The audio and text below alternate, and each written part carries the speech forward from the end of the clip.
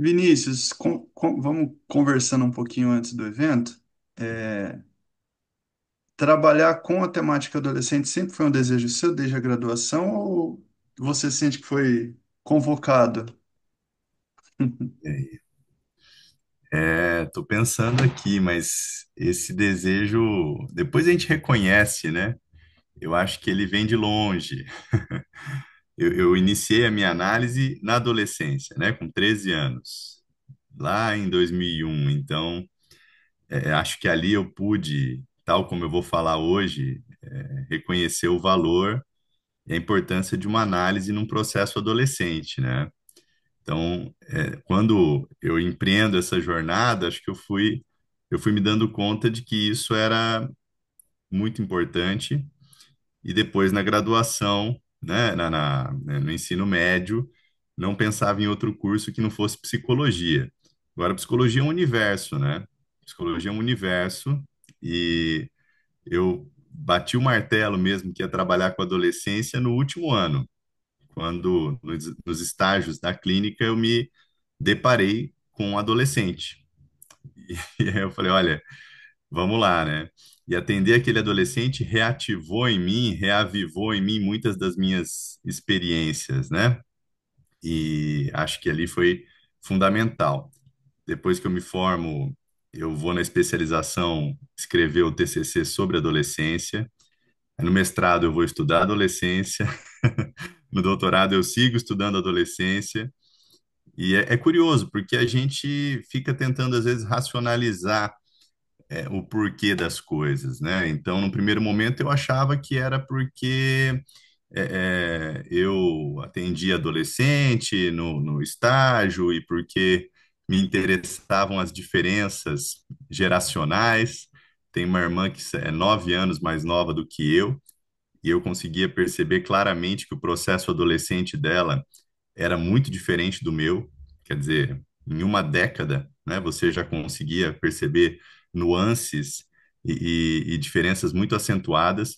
Mas depois, em análise, eu me dei conta de que estudar adolescência foi também uma espécie de rito de passagem, né? Para um jovem que estava elaborando suas questões e caminhando para a vida adulta, né? Então, durante toda uma década, eu me dediquei a estudar adolescência e, de alguma maneira, também a compreender o meu próprio processo adolescente, né? Isso foi muito interessante. Enfim, então são muitas possibilidades aí, mas hoje eu vejo dessa forma, até explicitei isso, no meu livro A Geração do Esquecimento, né? Logo no começo eu falo sobre o porquê do interesse por esse tema, né? Por esse complexo, né, de ideias, conjunto de ideias em torno da adolescência, e acho que isso tem me movido ainda hoje, aos 37. Não canso de estudar a adolescência. Que lindo, Vini. Muito lindo. Muito legal. Que legal. Bom, estamos aí diante desse tema lindo, né? E acho que eu vou apresentar então o nosso convidado de honra, nosso palestrante. Deixa eu só interromper aqui. Então, o doutor Vinícius Romagnoli Rodrigues Gomes é diretor acadêmico da IPPM, psicólogo clínico e historiador, mestre e doutor em psicologia, com formação em psicanálise pelo SED Sapientiae. Atua há 14 anos na clínica com adolescentes e coordena grupos de estudos na interface psicanálise e literatura. É diretor acadêmico e coordenador da pós-graduação em psicoterapia psicanalítica contemporânea, aqui da EPPM, a Escola de Psicoterapia Psicanalítica de Maringá. Membro fundador do Instituto Psicologia em Foco, coordena a revista Psicanálise em Foco, que vem ali do antigo jornal Psicologia em Foco, e a Oficina do Saber. Tem experiência como docente tanto no Unicesumar quanto na PUC. É palestrante, autor de 6 livros entre psicanálise e poesia, além de diversos artigos e trabalhos publicados na área. Então, Nosso querido doutor Vinícius, seja muito bem-vindo. Agora a fala é sua e que seja um evento lindo. Obrigado, Gabriel. Bom dia, pessoal. Bom dia. Eu tenho que olhar para a câmera aqui, mas os rostos de vocês estão aqui, então eu preciso me policiar. Muito bem, bom dia, bom dia. É uma alegria nesse sábado estar aqui falando com vocês sobre um tema que, como eu já disse, me é muito caro, me é muito especial e que, na verdade, toda a oportunidade que a gente tem de falar sobre adolescência nos convoca a um remanejamento, né? Como se tudo aquilo que a gente já leu, já vivenciou na clínica, precisasse ser repensado. E acho que esse é o barato de estudar e trabalhar com adolescentes, né? Não tem nada fixo, não tem nada estanque, é tudo criativo, é tudo novo o tempo todo. E, bom, o título não podia ser mais pertinente, né? A gente, numa reunião da escola, pensando nessa fala, e a Esther sugeriu, por que não?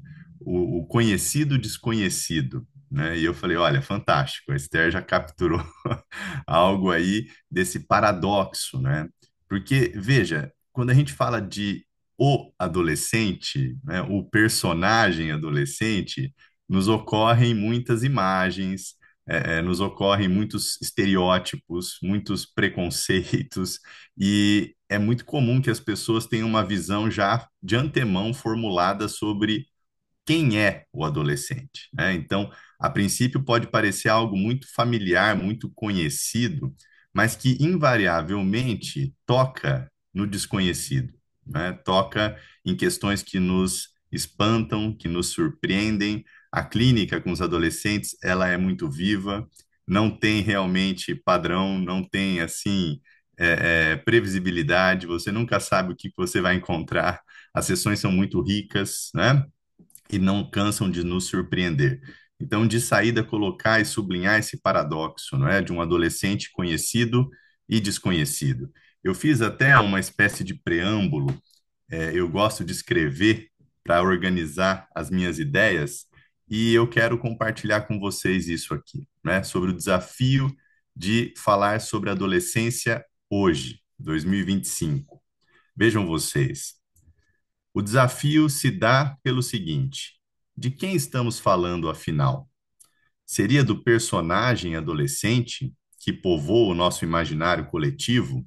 Esse adolescente retratado no cinema, na literatura, desde o jovem rebelde sem causa, transgressor, eternamente insatisfeito, de James Dean em Juventude Transviada?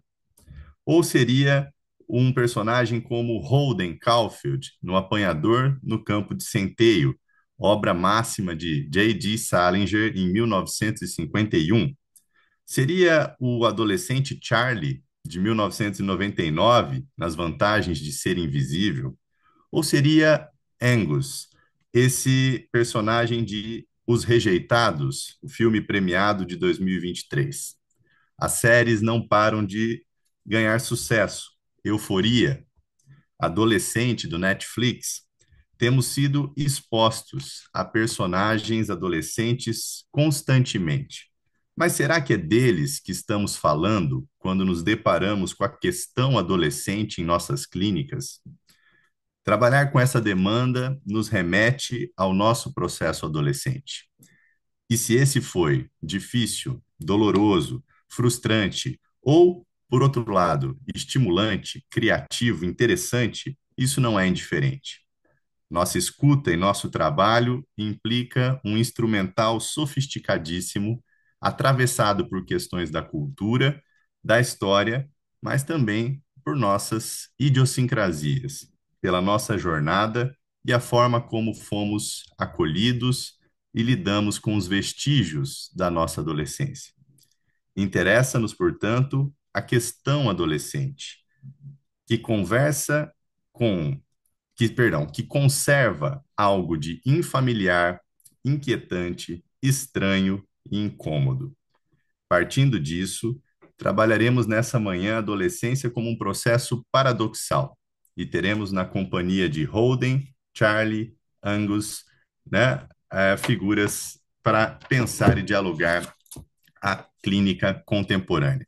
Bom, Pessoal, então eu fiz esse apanhado, até com vistas a organizar as nossas ideias, tá? E eu coloco aqui para vocês uma espécie de itinerário para essa manhã. Nós vamos começar discutindo a adolescência entre o personagem adolescente e a questão adolescente. Já estou antecipando alguma coisa aqui para vocês. Vamos falar, obviamente, da leitura psicanalítica e a maneira como a psicanálise se propõe a entender o sofrimento adolescente, para depois falar do nosso trabalho na clínica com adolescentes, tá? Eu escolhi esses três personagens, que são personagens da literatura, do cinema, porque há algum tempo eu tenho me dedicado aos estudos do campo da estética e a interface entre literatura e psicanálise. E essa interface, ela tem se mostrado para mim muito rica, muito profícua, né? Porque a literatura, ela não cansa, né, de nos convocar a pensar e repensar questões que nos são caras na clínica. Então, o próprio Freud deu um testemunho disso, né? Freud era um grande leitor, era um grande entusiasta da literatura, e eu entendo que desde Freud a gente pode pensar nessa possibilidade de travar um diálogo que amplia. Não se trata de reduzir o adolescente, né, a um personagem determinado, mas partindo das questões que esses personagens nos suscitam, ampliar os temas que são caros à nossa clínica no contemporâneo, tá? Então, dito isso, é uma questão metodológica, tá? Eu tenho feito isso com frequência e é o que eu pretendo trazer aqui para vocês hoje. De saída, eu queria remeter, claro, ao conceito do unheimlich, né? O infamiliar. Esse é um conceito incrível do Freud, e quando se fala dessa interface clínica e literatura, é inescapável, né? Porque o Freud vai dizer: o unheimlich é aquilo que não é familiar, mas um dia já foi familiar, né? Heim remete ao lar, à casa, né? E quando estamos no processo adolescente, é como se nós estivéssemos saindo de casa, né? Ou até se sentindo fora de casa, muitas vezes ainda estando dentro do lar, mas sentindo uma espécie de descompasso, de errância. Então, eu selecionei três definições aqui possíveis para um Heimlich. Esse texto dá margem para muita conversa, mas só para vocês verem uma relação interessante, né? Veja, Unheimlich é aquilo que deveria permanecer oculto, mas que retorna de forma angustiante.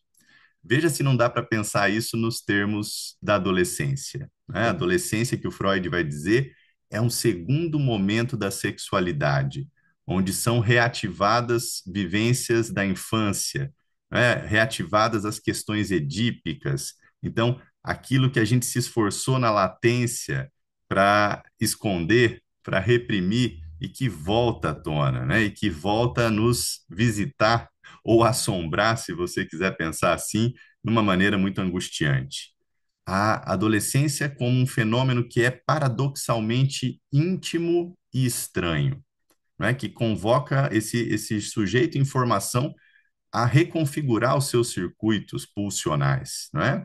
E que traz uma sensação de perda do controle sobre algo que era nosso, era próprio, e que agora se apresenta como algo alheio, externo e, portanto, ameaçador, né? Aquilo que me era muito próprio agora parece que me ameaça de fora.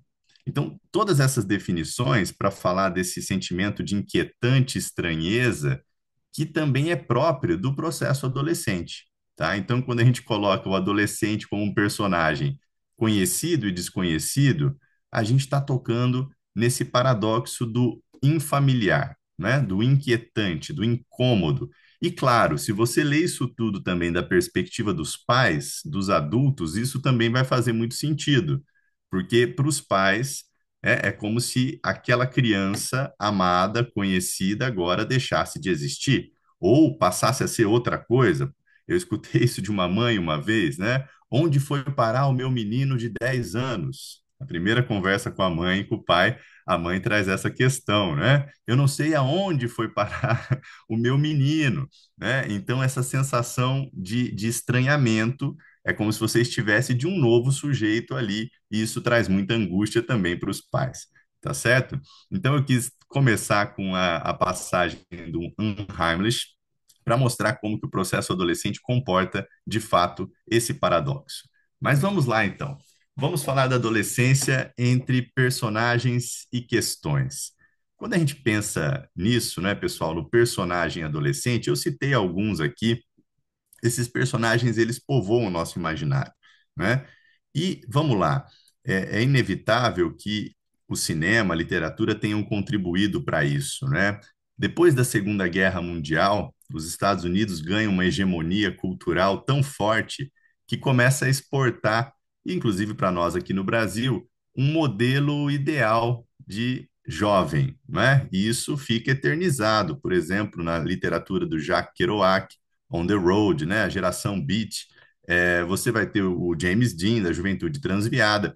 E o adolescente, ele se torna aquele personagem que tem características muito específicas, que tem uma vestimenta específica, que vai usar o blue jeans, que vai gostar de um estilo musical específico, rock and roll, enfim. E isso vai ser apropriado por todas as faixas etárias, né? Então, nós vamos, de alguma maneira, idealizar esse estilo de vida a partir dos anos 50, tá? Esse personagem ainda hoje povoa o nosso imaginário.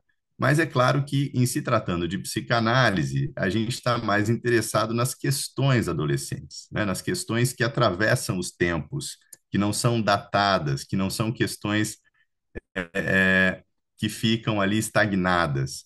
Daí eu pensei, eu vou trazer um poema para ilustrar essa questão. E eu trago para vocês aqui Idades, do Paulo Hecker Filho. Vejam que bonito isso, gente. Eu já tive 15 anos e 16, 17, 30. Ainda tenho todas as idades. Sou o que fui, continuo. Não paro de querer tudo o que quis, não paro de perder tudo que perdi. Bom, eu entendo que esse poeminha tão singelo dá conta do que é a questão adolescente. Para além dos 15, dos 17, dos 30, o que que perdura? O que que eu não paro de querer? O que que eu não paro de perder? Acho que essa é a questão. Assim como a gente fala do infantil em psicanálise, né? Então, veja, o que está em jogo não é o tempo do relógio. Hoje você não tem nenhum consenso, por exemplo, sobre o que é a adolescência. Você vai encontrar uma discriminação no ECA, a ONU vai fazer outra tentativa de situar a adolescência, tem critérios sociológicos, tem critérios estritamente biológicos, mas não há um consenso. Quando que começa? Geralmente é na puberdade, mas quando que termina? Esses dias eu fui interpelado aqui no elevador do prédio, né? Ah, você trabalha com adolescente? Até quantos anos? E é difícil de você dizer, bom, adolescente até 18, até 19, até 25, até 30, né? Já temos a categoria dos jovens adultos, resoluções que dão conta, por exemplo, na Sociedade de Psiquiatria e Psicoterapia dos Estados Unidos já se fala até os 25 anos. Mas como é que você pode precisar isso? Como que você pode determinar isso? Se fosse só uma questão estritamente biológica, né, mas como envolve componentes também psicológicos, emocionais, a gente não consegue fechar isso, né? É um processo muito subjetivo. E depois nós vamos falar um pouquinho disso, mas eu já vou antecipar, né? É como que esse adolescente vai se sentir, então, reconhecido pelo tecido social e vai também se autorizar, né, a se inserir nesse mundo adulto. Eu lembro de um paciente que tinha uma questão muito curiosa. O grande desejo dele era fazer uma tatuagem e os pais não permitiam que ele fizesse essa tatuagem. E o dia que ele finalmente, então, pôde fazer essa tatuagem, ele disse que agora ele se sentia um sujeito, né, um sujeito autônomo, um senhor da sua própria história. E a tatuagem muito emblemática era uma tatuagem de um relógio do Salvador Dalí, né, da persistência da memória, aquele relógio derretendo, né, a passagem do tempo, né, encarnada. tatuada, inscrita simbolicamente, né? O dia em que ele finalmente pôde fazer aquela tatuagem, algo foi ressignificado, né? E isso foi muito bonito. Bom, então, para além desse poema do Paulo Hecker, eu trago aqui para vocês um poema do Paulo Leminski. Olha só. Quando eu tiver 70 anos, então vai acabar essa minha adolescência. Vou largar da minha vida louca e terminar minha livre docência. Vou fazer o que meu pai quer, começar a vida com passo perfeito. Vou fazer o que minha mãe deseja, aproveitar as oportunidades de virar um pilar da sociedade e terminar meu curso de direito. Então, ver tudo em sã consciência quando acabar essa adolescência. Gente, muito espirituoso Paulo Leminski, né? Autor que esse ano foi homenageado na Flip, em Paraty. Gosto demais dele. E é isso, né? Quando que será que vai acabar essa nossa adolescência? Será que essa questão nos deixa algum dia? Bom, eu trouxe aqui para vocês três narrativas adolescentes. Três narrativas que, apesar de serem de alguma forma datadas historicamente, me interessam mais pelas questões atemporais que elas nos suscitam, tá? Então, vejam, O Apanhador no Campo de Centeio é uma obra de 51, mas que ainda hoje é um dos livros mais vendidos da história e permeado por polêmicas, né? Não sei se vocês sabem, mas o rapaz que matou, o fã que matou o John Lennon, carregava uma edição do Apanhador no Campo de Centeio, né, na sua bolsa no dia em que, no fatídico 8 de dezembro de 1980, quando matou o John Lennon, né? Mas é um livro incrível, né? E que, claro, depende muito da maneira como você lê e é das questões que vai mobilizar em você, tá? As vantagens de ser invisível já é um livro de 99, portanto, um pouco mais próximo da gente, né? E que inspirou um filme que é muito bacana também. E eu trago agora um filme mais fresco, né? Que é os Holdovers, ou Os Rejeitados na tradução, do Alexander Payne, que também me parece um filme muito interessante. E eu vou tentar, a partir desses três personagens, né, do Holden, do personagem central Charlie, das vantagens de ser invisível, e do personagem Angus, questões que nos ajudam a pensar o processo adolescente, tá? Então vamos estar o tempo todo dialogando e costurando. Eu não sei se vocês conseguiram ler, assistir, ainda assim eu vou tentar dar um panorama para que ninguém fique alheio a essa discussão, tá? Então, esses são nossos três personagens, são os personagens com os quais a gente vai dialogar. Aqui temos o Holden Caulfield, né, no primeiro plano, no meio temos o Charlie e no meu lado direito aqui o Angus, tá? Eu vou trazer um por um e as questões que me parecem pertinentes de uma maneira bastante didática e esquemática.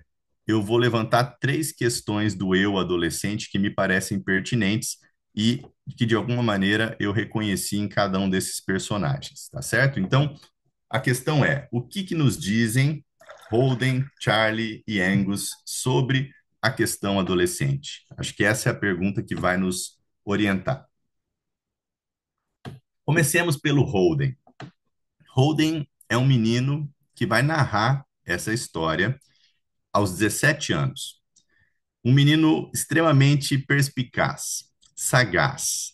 Um menino que denuncia as frivolidades do seu entorno, que desmonta as ambições, as crenças dos seus pares, não é? É um adolescente que usa uma linguagem muito peculiar, inclusive o desafio que foi traduzir O Apanhador no Campo de Centeio, né? Porque imagina um linguajar dos anos 50, e quem fez essa tradução agora mais recentemente foi o Caetano Galindo, que ficou incrível, tá, gente? É uma experiência ler O Apanhador no Campo de Centeio na versão lá de 51 e na versão traduzida agora pelo Caetano Galindo, que é um grande professor da Federal do Paraná. Essa linguagem cheia de maneirismos, de especificidades, tal como é a linguagem adolescente, ela como que desvela, desnuda, né, todo mundo com quem ele cruza, tá? Então o Holden é aquele jovem que parece que não está em sintonia com ninguém, mas ao mesmo tempo ele está procurando algo, ele está buscando alguém que o acolha, que o entenda, mesmo que essa tarefa pareça fadada ao impossível, né? Então eu selecionei aqui algumas das frases dele para mostrar para vocês, tá? O que que acontece com o Holden? O Holden ele está num colégio aristocrático, né? Mas ele está extremamente farto desse colégio e ele acaba sendo expulso, né? Mas ele não quer voltar para casa. Então ele vai perambular por 3 dias em Nova York antes de voltar para casa, já meio que antecipando que os pais vão ficar muito bravos com ele, né? E quando ele sai desse colégio, é como se ele entrasse num colapso, né? Ele vai cair numa crise que, de maneira paradoxal, acaba salvando ele do abismo, né? É nessa jornada que ele vai começar a narrar a sua história e tentar se compreender e se subjetivar. Então, a narrativa ali, né, todos os 20 capítulos mostram essa tentativa dele de se agarrar em alguma coisa. Depois a gente vai ver o que significa o apanhador no campo de centeio, porque isso só chega à nossa compreensão ao final do romance, tá? Algumas frases do Holden. Olha só se não são frases interessantes da perspectiva do adolescente, né? Soa tão fajuto quando eles falam. O Holden o tempo todo usa a expressão fajuto. Fulano é fajuto, fulano é fajuta, né? Ele está o tempo todo incomodado com a maneira como os outros se colocam, se posicionam, né? Lá pelas tantas ele vai dizer: Eu estava no fundo do poço, tão deprimido que você nem pode imaginar. Ou ainda, numa solidão dos infernos. Às vezes eu faço um monte de besteira, né? Só para não ficar de saco cheio. De repente eu me senti muito só, quase tive vontade de morrer. Então, o tempo todo você vai entrando em contato com esse universo, com esse mundo representacional de um personagem que parece que está em descompasso com as expectativas alheias, com a sociedade, alguém que se sente só, alguém que se sente deprimido, alguém que se sente angustiado, né? Para mim, pessoal, o Holden é um personagem paradigmático de uma das três formas do eu que eu vou apresentar aqui para vocês no processo adolescente, que é o eu angustiado, tá? Retrato de um adolescente que se sente desesperado, impotente, passivo, tímido, amedrontado, tomado por uma indecisão, um supereu muito repressor que impede suas possibilidades de agir, de desejar, marcado por muita vergonha, por uma hipermoralidade e, nos dizeres do Násio, o eu angustiado é aquele eu que chega para nós na clínica com medo de amar, num sentido amplo, né? Medo de desejar, de investir na vida, nos projetos, um eu que tem dificuldade de formular um horizonte, um futuro. Esse é o Holden, né? Mas não só o Holden. Essa é a personificação de um eu que aparece diante de nós na clínica, né? Muitas vezes nos deparamos com essa figura de um eu angustiado. O Násio chega a dizer: se você se depara com um adolescente que logo na primeira sessão vai falar dos seus impasses amorosos, das suas dificuldades de se relacionar, você está diante de um eu angustiado, tá? Vamos voltar a isso mais adiante. Mas agora passemos a um outro personagem. Charlie, das vantagens de ser invisível, 16 anos. Eu acho muito curioso como se dão as traduções, né? E o original das vantagens de ser invisível é The Perks of Being a Wallflower. Olha só, a flor de um papel de parede. É uma tradução complicada, né? Assim, talvez não vendesse nada esse livro com essa tradução, mas quando vai para as vantagens de ser invisível, isso remete ao sentimento dos personagens. Inclusive, o melhor amigo do Charlie vai ser apelidado de Nobody, ninguém. É um ninguém, né? Ele é invisível aos olhos dos demais. Agora, quando você pensa no papel de parede, né? Assim, você pensa num pano de fundo. É um cenário, não tem muita importância, né? É apagado muitas vezes, né? Parece que relata um pouco esse ostracismo, esse ocaso que o adolescente sente e está submetido, né? Mas vamos ao Charlie. O Charlie é um bom aluno, é um menino inteligente, é um menino com recursos intelectuais, é um menino que escreve, né? Mas ele se isola. Ele perde o melhor amigo dele, que cometeu suicídio, ele perde a tia preferida dele num acidente, e ele rumina culpas, ele remói e questiona esses vínculos dele. Será que esse vínculo com a tia e com o amigo de fato foram verdadeiros, né? Como se ele estivesse tentando elaborar algo desse luto, né? Mas ele é tomado por pensamentos obsessivos e fica inibido, né? Com a sua energia totalmente esgotada e ele chega a ser internado, né? 2 vezes, tá? Então, esse é o Charlie e ele me parece representar um outro eu que é muito comum no processo adolescente, que é o eu triste, o eu melancólico, né? Um menino sensível, frágil, apagado, que tem uma decepção consigo, mas também uma decepção com a vida. O super-eu aqui ele se apresenta de maneira implacável, inflexível, tirânico, que leva inclusive o Charlie a ideias e pensamentos suicidas. É um super-eu que de alguma maneira desencoraja a vida. E para resumir, né, é aquele adolescente que vai chorar o amor perdido. Se no eu angustiado nós tínhamos um adolescente que teme amar, tem medo de amar, no eu triste, o que prevalece é essa decepção, essa melancolia por ter perdido algo que era valioso, tá? Então, é uma outra manifestação do sofrimento adolescente, representada aqui pela figura do Charlie. E, por fim, o Angus, que é o personagem do filme Os Rejeitados, que tem por volta de 15, 16 anos, e aqui novamente eu remeto à tradução. Holdovers, que foi traduzido por Os Rejeitados, não é exatamente isso, né? Mas significa algo como remanescente, vestígio, algo que permaneceu de um período anterior, ou ainda algo que é postergado, prorrogado, adiado. Eu achei essa palavra fantástica, gente, porque é exatamente o que designa o processo adolescente, né? Você é como que adiado, de alguma maneira a puberdade te coloca em condições, né, de dar conta de ser um adulto, mas há um limbo, há uma suspensão ou uma moratória, como disse o Eric Erickson, né? Você não é ainda reconhecido pelo olhar dos adultos como um dos seus. Então, esse é um ponto de muita angústia, né? Como se uma parte dissesse assim, olha, você está apto, mas não ainda, né? Você é apto a ser adulto, mas não ainda. Então, fica um vestígio, obviamente, da infância, algo permanece do período anterior, e isso adia o seu ingresso na vida adulta. O que que é ser um adulto? Né? Como ser reconhecido pelos meus pares? O que que eu tenho que fazer, como vai dizer o Caligares, para ser desejável?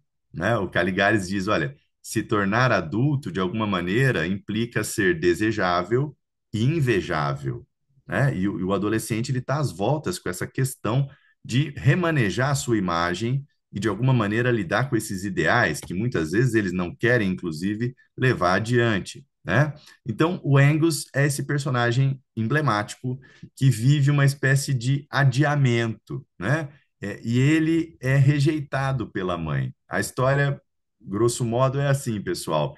Eles estão numa escola, também uma escola aristocrática, tal como a escola do Holden, e na época do Natal, no final do ano letivo, alguns alunos, 5 alunos, ficam retidos na escola porque não teriam para onde ir.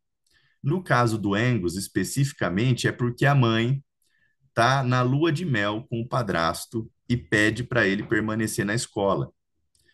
E obviamente que ele não queria isso, mas ele vai ficar retido na escola, num cenário indesejado e na companhia do professor que ele mais odeia, que ele mais abomina, que vai ser uma espécie de tutor, né?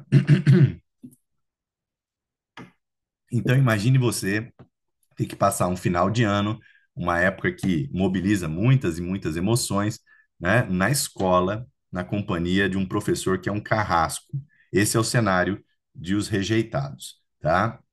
Bom, o que que a gente encontra na figura do Angus? A terceira manifestação do ego, do eu, né, que eu estava dizendo para vocês que é muito comum no processo adolescente. O eu revoltado. É um sujeito agressivo, irritadiço, provocador, com humor reativo e um certo niilismo. É muito curioso, né, gente? Hoje na clínica, eu tenho me deparado, sobretudo, com alunos do ensino médio, e não é um nem outro, são muitos alunos que chegam até mim e que têm uma simpatia pelo niilismo, tá?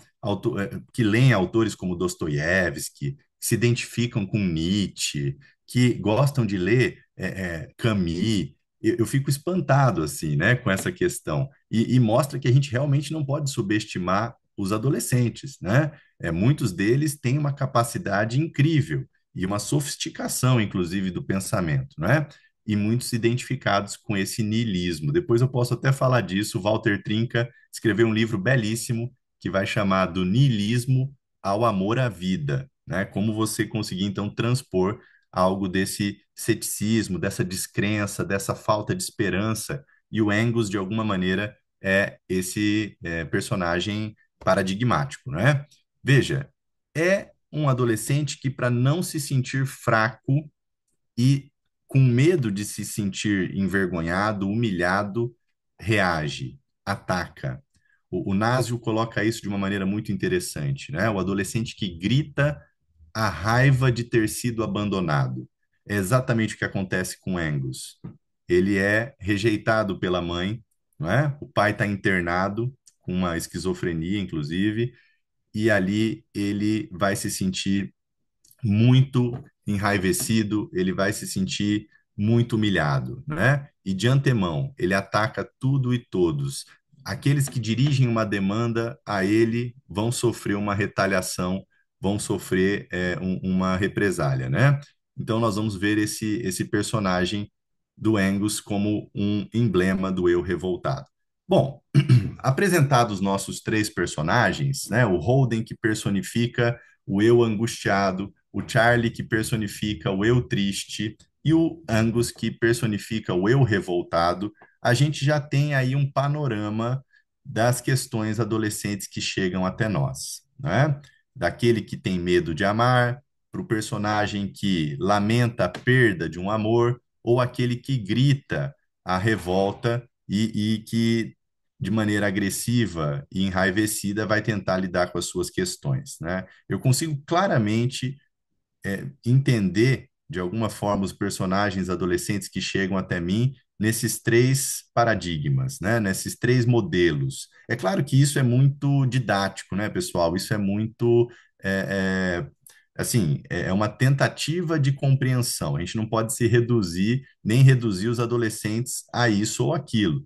Um adolescente pode, eventualmente, estar angustiado e triste e se rebelar, né? Não é tão dividido assim, tá? Mas para os fins desse momento, dessa palestra, eu achei interessante trazer isso dessa forma, tá bom? A clínica mostra que a vida é muito mais complexa, né? Mas vamos lá. A leitura psicanalítica. Eu acho interessante situar a leitura psicanalítica, porque, óbvio que antes da psicanálise, outras tentativas de compreender a adolescência foram empreendidas, né? Então, se você pensar, nós tínhamos ali no século XIX um discurso muito biológico, né? Que atrela a adolescência à questão pubertária. Então, como que começa a adolescência? Começa com a eclosão da puberdade, né? E o final da adolescência? Bom, aí já é uma questão mais da sociologia, né? Os critérios sociológicos. Vai ser um adulto aquele que casa, aquele que consegue se sustentar financeiramente, aquele que é pai, aquele que teve a primeira transa, aquele que fez a primeira tatuagem, o primeiro piercing. Como hoje nós não temos um ritual, um dispositivo social muito demarcado que valha para todas as culturas e todas as sociedades, isso se diluiu, né? Então, para responder essas perguntas, você não vai ter uma resposta única. Como que se sai da adolescência? Quais são as provas necessárias para um adolescente se tornar adulto? O que os adultos esperam do adolescente? em grande medida, isso tudo soa enigmático para um adolescente, né? E aí nós entramos, então, na questão da discussão sociológica. A ciência social também surgiu no século XIX, né? E essa discussão sobre uma, uma ritualização, um rito de passagem para a vida adulta. A transição do adolescente para a vida adulta deveria supostamente ser acompanhada de rituais que demarcariam, que reinscreveriam simbolicamente esse corpo que mudou, né? Um corpo que antes infantil agora vai ter que ocupar um lugar entre os adultos. Bom, isso aqui, gente, tem muita coisa interessante, nós não vamos poder focar muito, mas vamos pensar assim, que os rituais, eles forneciam uma espécie de horizonte de referência mais estruturada para os adolescentes. Como isso se perdeu, se diluiu, né, a gente pode pensar que essa transformação dos rituais tem dificultado a diferenciação entre a infância, adolescência e vida adulta. Alguns pesquisadores vão dizer, inclusive, que a adolescência seria a tarefa de tentar se situar num mundo extremamente complexo mediante a ausência de dispositivos compartilhados socialmente que apontassem para um caminho. Daí a complexidade do processo adolescente, né? Eu não tenho mais esse referencial, eu não tenho mais esse apoio, eu não tenho mais esse símbolo, né? Que determina ou de alguma forma aponta o caminho. Então, num mundo de privatização da experiência, né, é como se o adolescente se visse ainda mais desamparado.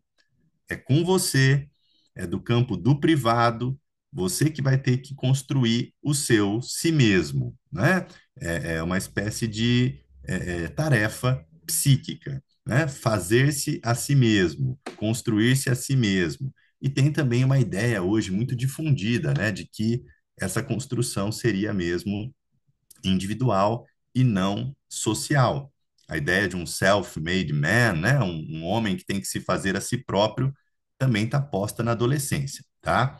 Então vamos lá, né? Quando o adolescente se vê sem essas referências, né, privado dessas referências, ele vai ter que buscar em algum lugar algo que dê um contorno, algo que dê uma borda, né, um limite.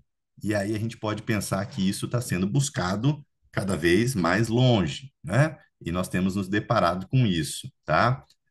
Por fim, para além da leitura biológica que atrela a adolescência à puberdade, a leitura sociológica que tende a pensar nesses ritos compartilhados, né? Nós temos a leitura freudiana. E a leitura freudiana, ela tende a privilegiar aquilo que está nos três ensaios da teoria da sexualidade. Se você pegar a obra do Freud, é uma obra vasta, não tem exatamente um texto que fala sobre adolescência. Mas, por outro lado, você tem o texto que fala sobre puberdade. O terceiro ensaio dos ensaios da teoria da sexualidade chama as transformações, as metamorfoses da puberdade. E ele é o texto de referência para a gente pensar a adolescência a partir de Freud. Freud pouco falou do termo adolescência, né? Na época dele era mais comum você falar de juventude, e na maioria das vezes você vai encontrar o Freud falando da puberdade. Então, a ênfase da leitura freudiana recai sobre termos como excitação sexual, as modificações pulsionais, puberdade e sexualidade genital, trabalho de luto, mecanismos de defesa, narcisismo ideal do eu, identidade, identificações e grupo. Nós poderíamos ir por qualquer um desses vieses para pensar a adolescência a partir de Freud, né?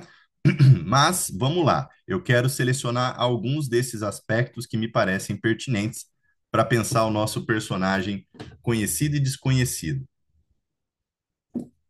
Para isso, me pareceu muito interessante uma definição desses autores, Kernier e Coupat, sobre a adolescência como uma muda psíquica.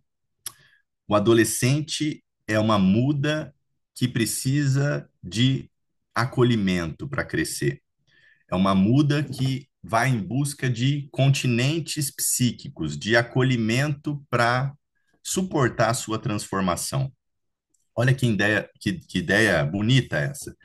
A adolescência é um tempo de remanejamento psíquico intenso que requer a experiência de um limite, de uma borda, de um contorno espacial e identitário diante das transformações somáticas e fantasísticas.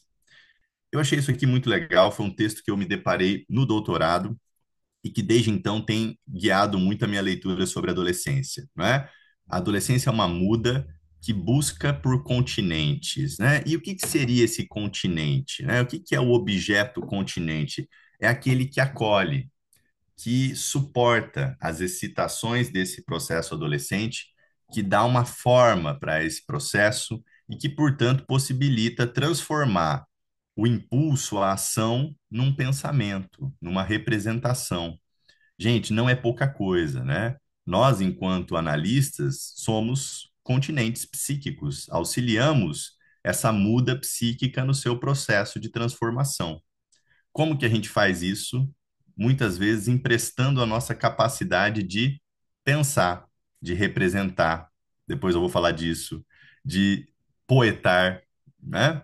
Porque é uma coisa muito linda quando você vê em processos adolescentes um paciente que chega com muita dificuldade de expressão e que literalmente sai escrevendo poesia e que começa a compor músicas e que começa a trazer referências de coisas que leu, de coisas que pensou, de coisas que escreveu.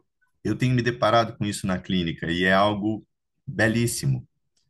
Uma muda psíquica que encontrou condições ambientais favoráveis para expandir, para crescer.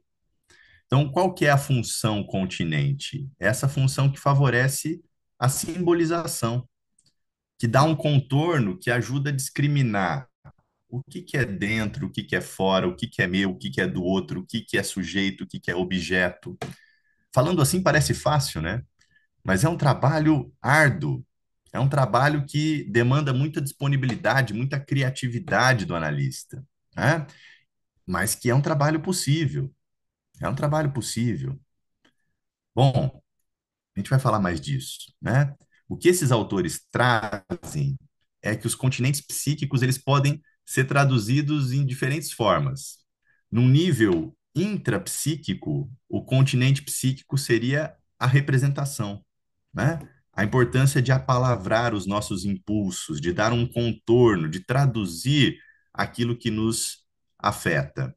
Num nível social ou transpsíquico, a importância dos rituais, e aí a gente pode pensar, mas Vinícius, não temos mais um ritual único, demarcado, como se tinham nas sociedades ditas tradicionais, primitivas. Tudo bem, mas como que esse adolescente vai conseguir simbolizar a sua transição? Eu estou às voltas com muitos pacientes que estão terminando o ensino médio. Um dos ritos de passagem mais comum é entrar na faculdade, passar no vestibular. Outro rito muito comum é tirar a carta, a CNH, né? Poder dirigir, mas não são os únicos, né? Isso realmente vai ganhar contornos muito singulares, caso a caso. Não falei para vocês do paciente que pôde fazer uma tatuagem e tantas outras questões, né? Então, assim, como que nós vamos ritualizar, como que nós vamos inscrever esse novo momento, né? Esse remanejamento. E vamos lá, isso também não é um processo mágico. Uma vez que você se forma, uma vez que você ingressa na faculdade, uma vez que você é, tira CNH, isso não coloca automaticamente você no mundo adulto, né? Essa conquista da maturidade, da autonomia, ela vai seguir, né? Então não é um ponto de chegada que não tem possibilidade de ser remanejado, né? Então isso é algo que a gente está sempre acompanhando, mas sem dúvida os rituais são continentes importantes para os adolescentes, né? E num nível interpsíquico, portanto relacional, sempre importante o apoio narcísico parental. E aí, né, gente, se nós estamos trabalhando com adolescentes, invariavelmente estamos lidando com os pais, né? Essa questão do apoio narcísico parental foi algo que eu me debrucei na minha tese de doutorado, foi um dos eixos, né, de análise dos 4 casos clínicos que eu trouxe lá no livro, né? O caso Manuel, o caso Sérgio, o caso Paulo e o caso da Cecília. Todos esses casos foram pensados a partir de uma perspectiva de uma psicanálise vincular, que implica algo desse entre o eu e o outro, né? E a dificuldade dos pais de apoiarem esses projetos dos filhos, né? Em alguns casos, a ausência total dos pais, mas em outros casos, a presença maciça dos pais. Bom, em todos esses casos, a gente vai ver as dificuldades de remanejamento, né? Da herança, a possibilidade de transformar aquilo que eu recebi, são questões muito interessantes, tá? Depois a gente poderia até falar mais sobre isso.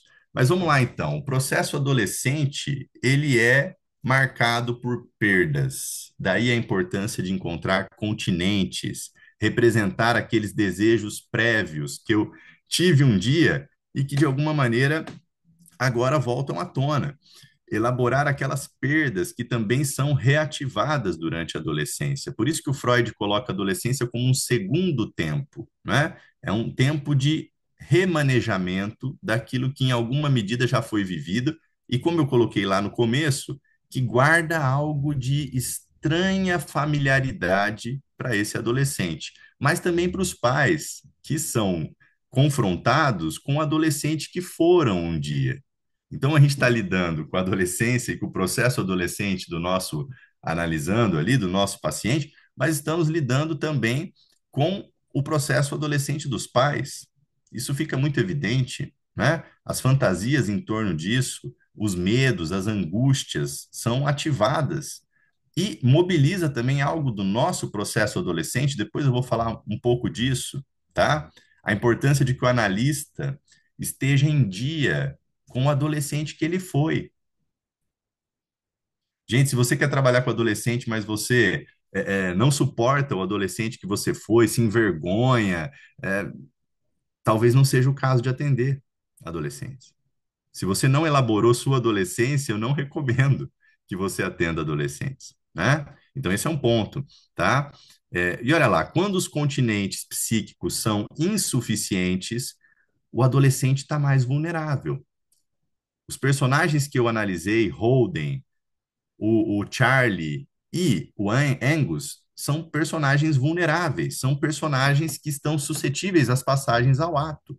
Dois deles, inclusive, são internados, têm ideias suicidas, estão à beira do precipício, né? Precisando de alguém que esteja ali para acolher, para oferecer sua presença, sua companhia, né? Então, vejam, personagens que ilustram as questões que a clínica também mostra para a gente, né? Quando os continentes psíquicos falham, quando não tem alguém à beira do precipício para pegá-los, nós estamos diante de uma catástrofe, né? Nós estamos diante da possibilidade de uma tragédia, tá? Gente, em Freud, nós encontramos a ideia de que a adolescência, a juventude é marcada por um desligamento dos pais, né? Uma reordenação do narcisismo, né? Então, aqui a gente entra num assunto que é amplo, mas vamos pensar que nesse processo de desligamento dos pais, pode acontecer algo que é a identificação alienante aos desejos dos pais. O filho que fica preso no narcisismo dos pais. Isso também é muito comum. Filhos que não conseguem se diferenciar. Olha, casos de muita angústia, sobretudo nesse contexto, nesse pano de fundo que eu falava para vocês, da escolha profissional, da escolha de um curso para a sua vida. Existem embates muito fortes nesse sentido.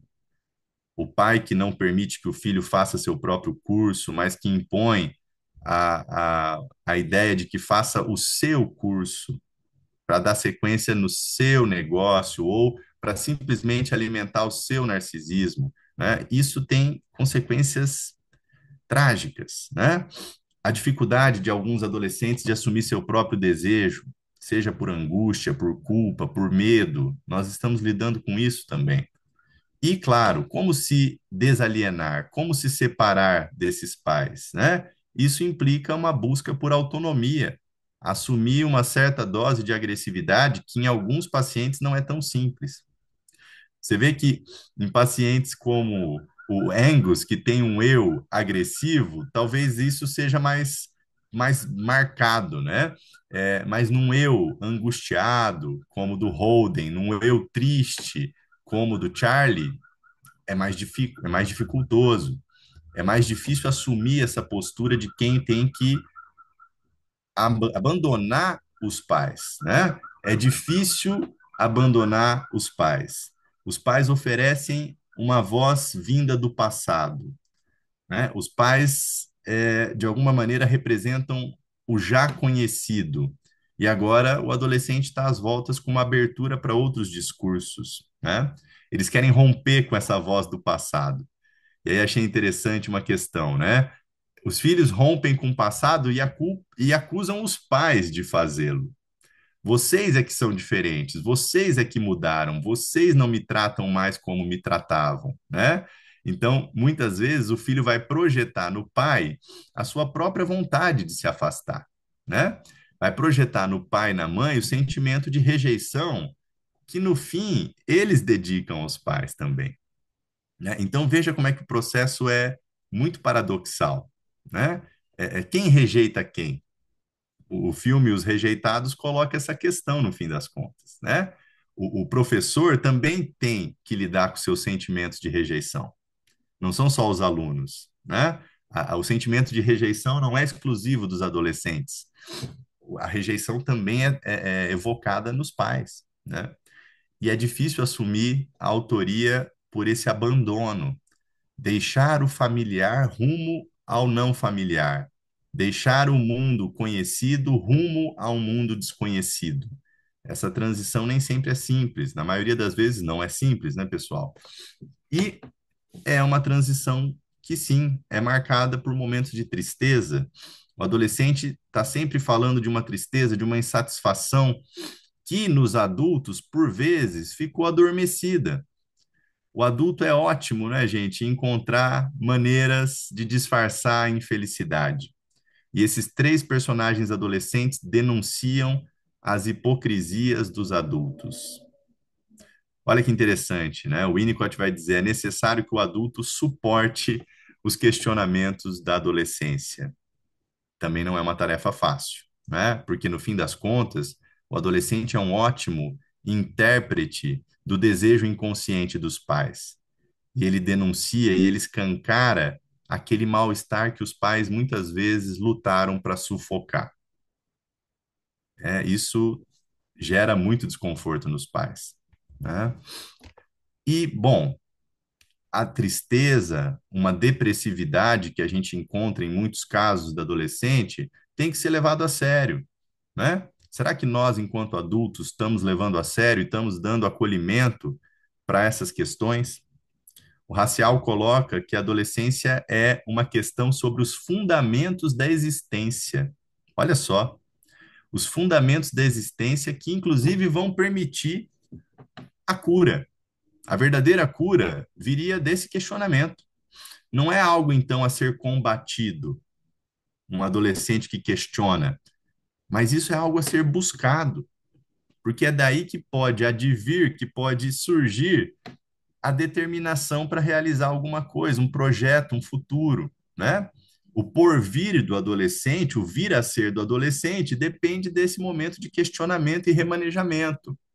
Mas nem sempre a gente está acolhendo isso, né? A gente muitas vezes está sufocando a muda psíquica do adolescente, em vez de deixar que ela floresça, né? Bom, outro elemento importante, pessoal, da adolescência, inevitavelmente, é o luto da infância, né? Acho que o personagem que melhor representa isso é o Charlie, mas o Holden também traz muito disso, né? O Holden, ele olha para a irmãzinha dele de 10 anos com uma admiração, com uma ternura, porque as cenas mais lindas e mais tocantes para mim do livro são as cenas em que ele está com a irmãzinha Phoebe, de 10 anos, né? Que resgata nele a ternura da infância perdida, né? E no caso do Charlie, das vantagens de ser invisível, a gente vai ver alguém assombrado pelos mortos, né? No caso dele, literalmente, né? O tio, a tia e o melhor amigo que faleceram. mas a gente pode pensar também nesses mortos de uma maneira simbólica, né? Assim, uma infância que já não se pode viver, mas ainda assim não consigo abandonar, né? Algo que se perdeu e que, como no poema Idades, do Paulo Hecker, a gente leu lá no começo, né? Eu não paro de perder o que eu perdi, tá?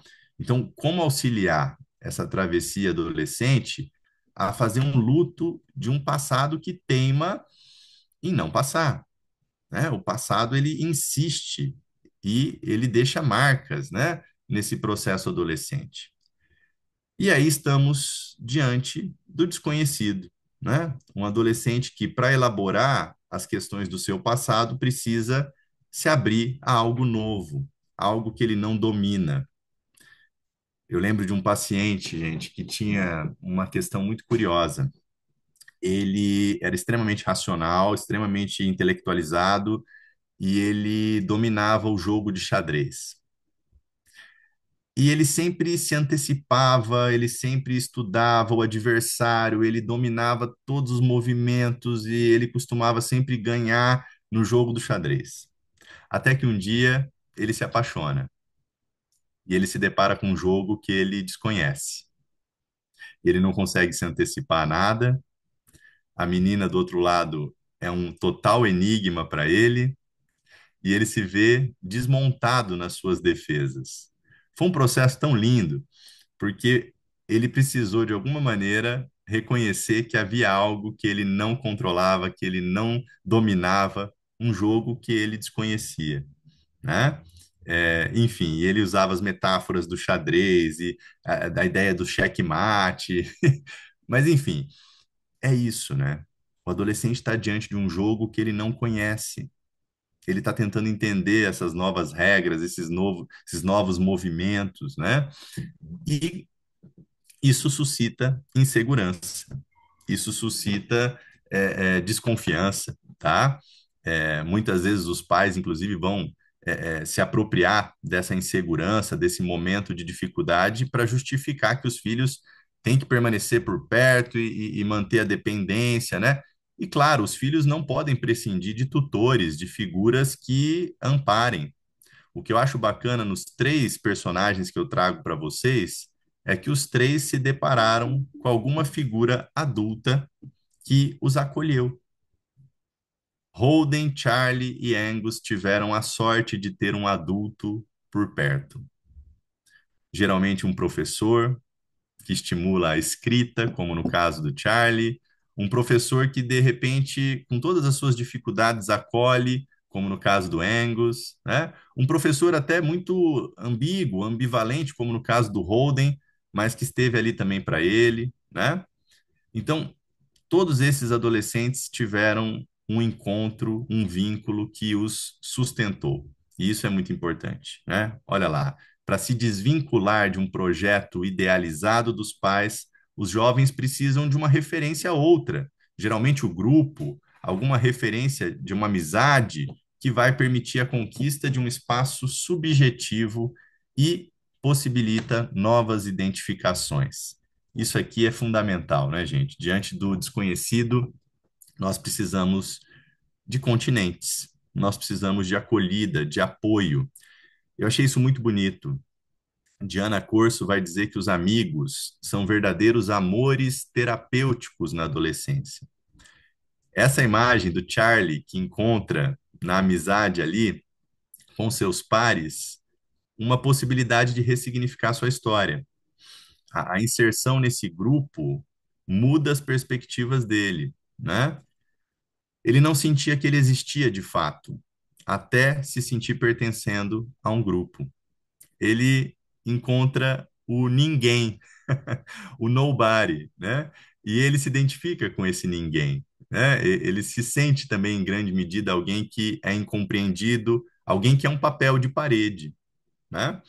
E aí a gente pode pensar que o grande fracasso na adolescência é não encontrar os pares, né? É ser um sujeito avulso, um loser. Já escutei isso na clínica. Não tem nada pior do que você ser um loser, do que você não ter amigos, né? Não ser popular pode ser uma ferida no narcisismo do adolescente, que é um narcisismo muito incipiente ali, que está, né, ainda tentando se organizar, tá? E aí nós chegamos na nossa terceira pauta, a pauta do sofrimento adolescente, né?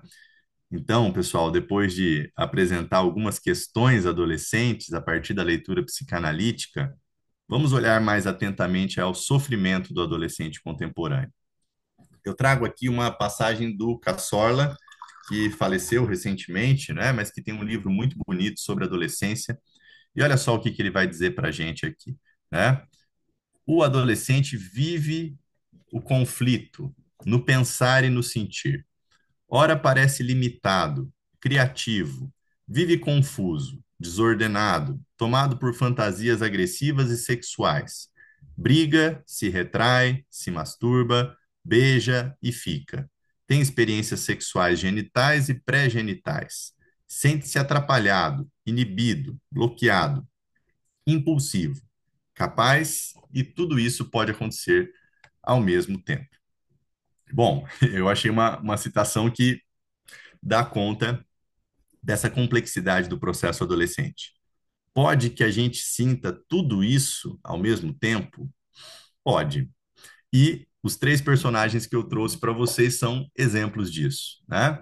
O que me parece é que o sofrimento do adolescente implica uma neurose de crescimento, né? O Nasio coloca isso também, é um trabalho de elaboração de questões que nos marcaram.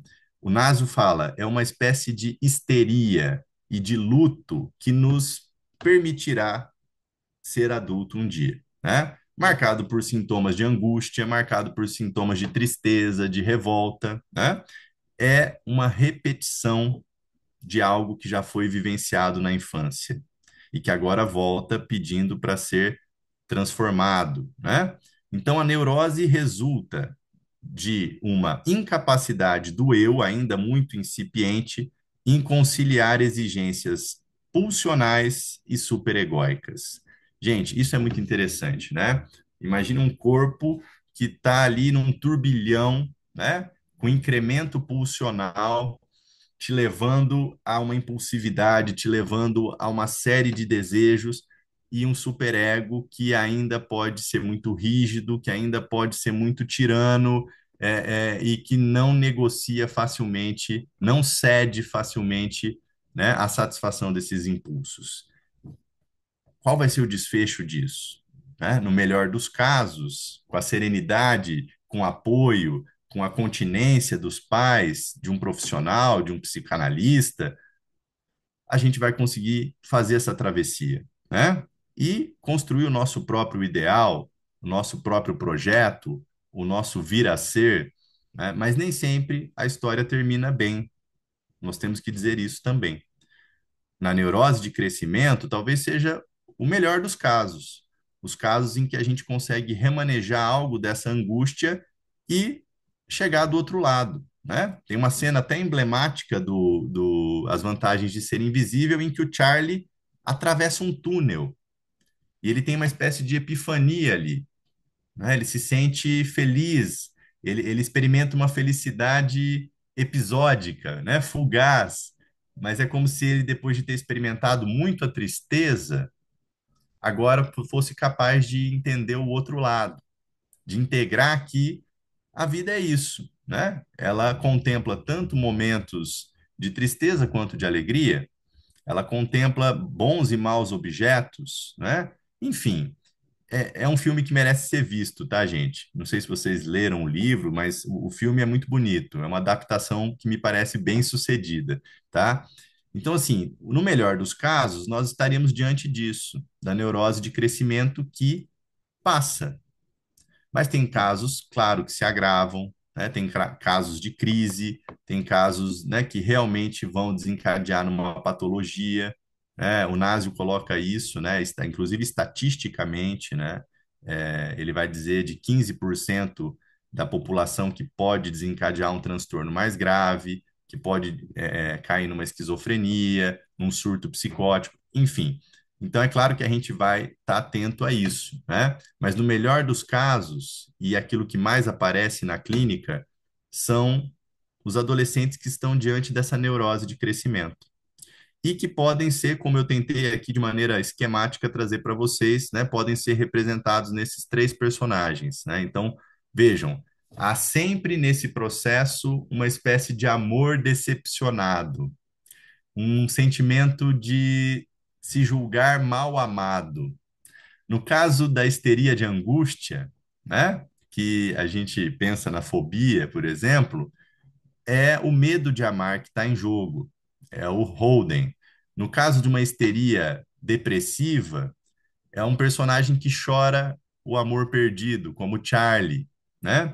No caso de uma histeria paranoide, é um paciente que se revolta, que se rebela, que grita a raiva do abandono, como Angus, né? Então, esquematicamente colocar isso aqui para vocês, né? O que não significa que um paciente não pode trazer mais de uma questão simultaneamente, mas que, grosso modo, né, o Násio convida a gente a pensar que tipo de questão que o adolescente suscita. São questões em torno do amor? São questões em torno do luto e da tristeza? São questões em torno do abandono, né? E isso ajuda a gente a dar uma direção para o acolhimento, né? Que tipo de questão que a gente vai ter que trabalhar, sobretudo, né? Bom, gente, estou caminhando para o fim, tá? Quero abrir para a gente poder conversar também. Então, veja, nesse sofrimento adolescente, há sempre um medo que subjaz todo e qualquer sintoma, que é o medo de ser humilhado, de ser demandado em algo que vai expor a minha fragilidade, vai expor a fragilidade do meu eu, né? A inaptidão. Isso é um tema muito interessante. Outro dia, um paciente meu trouxe essa pauta, que ele se sentia inapto, ele se sentia insuficiente para atender às expectativas dos pais. E tudo que os pais demandavam dele era sentido como excessivo. Tudo que os pais pediam para ele, ele não conseguia responder. Ele se sentia inapto a responder, né? Então, por que que os filhos costumam não responder às demandas dos pais, né? Muitas vezes é justamente por isso, porque isso ativa uma fantasia de humilhação, uma vergonha, né? O se sentir fraco, submisso, dependente, tal como eu fui um dia na infância, subserviente, né? Então, para não se sentir assim, ou eu reajo de maneira agressiva, ou eu silencio, me isolo, me fecho, né? Manter distante um adulto é uma das formas que o adolescente encontra de lidar com esse sentimento, né? Porque o que me solicitam, de alguma maneira, escancara, desvela a minha inaptidão, né? A minha fragilidade. E o adolescente não quer se mostrar servil, não quer se mostrar frágil, ele teme ser humilhado. E aí, aqui, um critério interessante para pensar a maturidade, né, gente?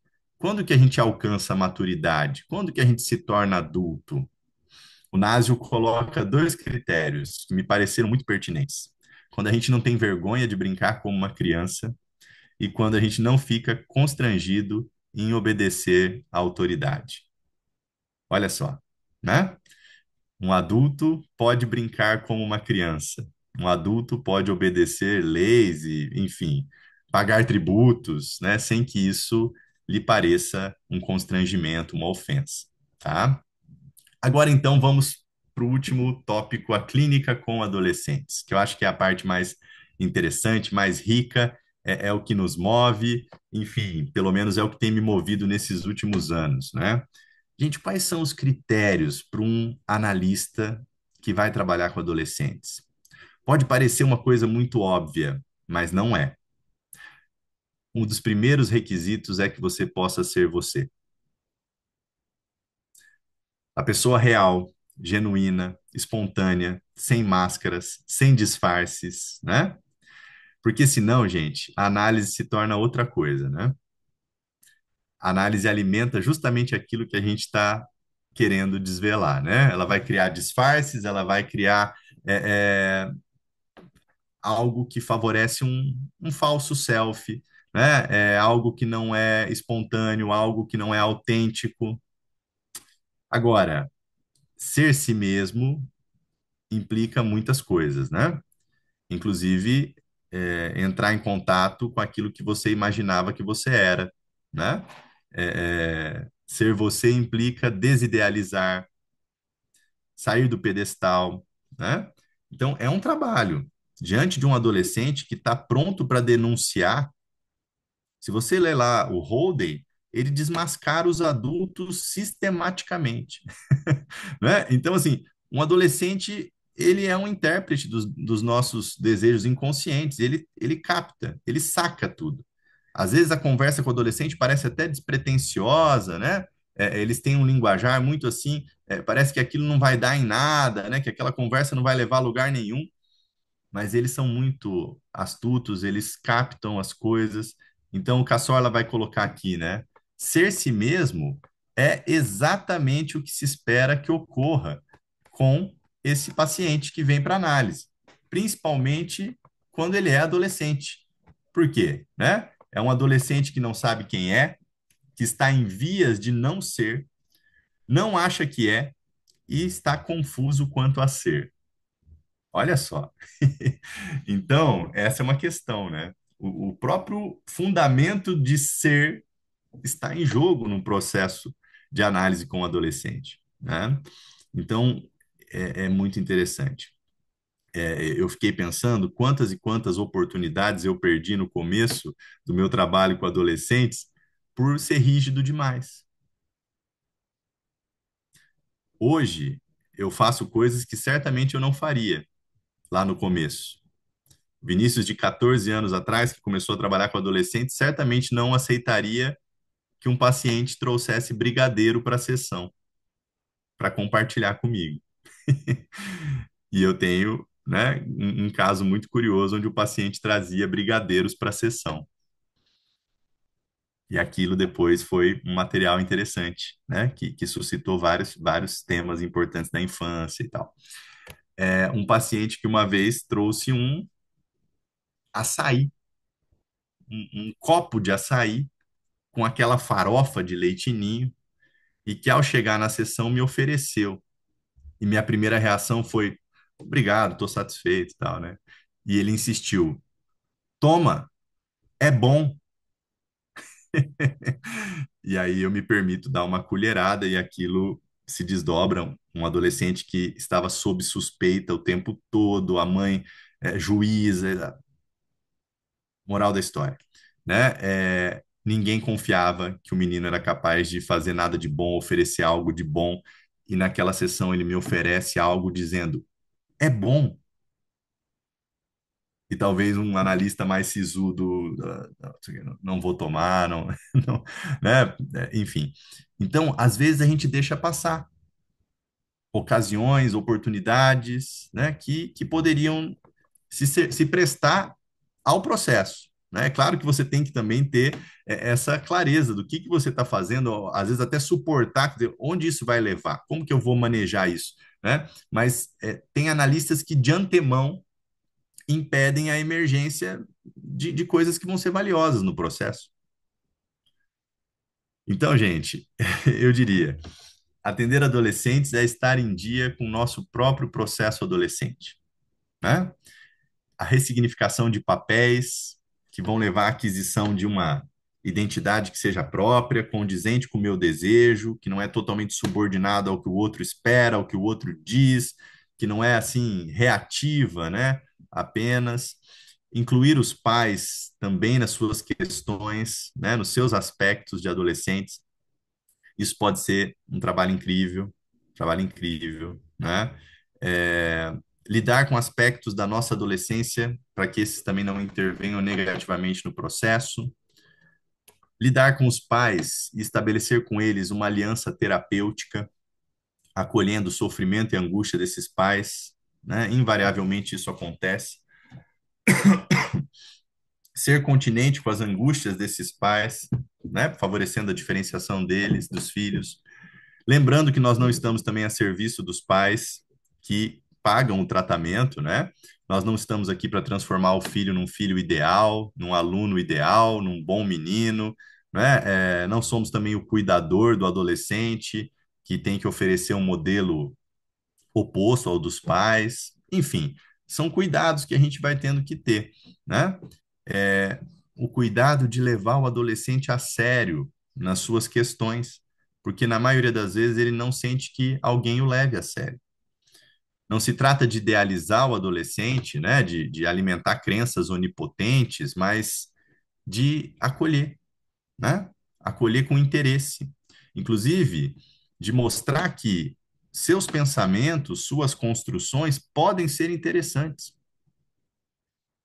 No momento em que o discurso adolescente é tomado muitas vezes por uma bobagem, uma rebeldia sem causa, né? Favorecer essa transição, então, né, gente, de um eu infantil para um eu adulto, né? Fazer com que esse jovem possa se tornar o sujeito da sua história e que a família vai ser uma referência que ele vai carregar, a partir da qual ele vai se constituir, mas ele vai ser herdeiro e não escravo desse legado parental, né? No meu livro sobre adolescência na contemporaneidade, eu coloquei isso, né? O desafio de remanejar a tradição. O Winnicott coloca isso de uma maneira belíssima, né? Nós sempre partimos da tradição, até para remanejá-la. E muitas vezes nós vemos adolescentes que estão com dificuldade de acessar algo dessa tradição, do passado familiar, né, da história da família. E esse é um trabalho que a gente também faz, né? Um trabalho de acesso a algo desse universo familiar que vai ser remanejado para que ele sinta que agora é dele. Freud cita o Goethe, né? Aquilo que herdaste dos teus pais, conquista para fazê-lo teu. A conquista da herança implica um remanejamento, né, da tradição. Não é pouca coisa, né, gente? Não é pouca coisa. Então aqui cabe uma advertência, né?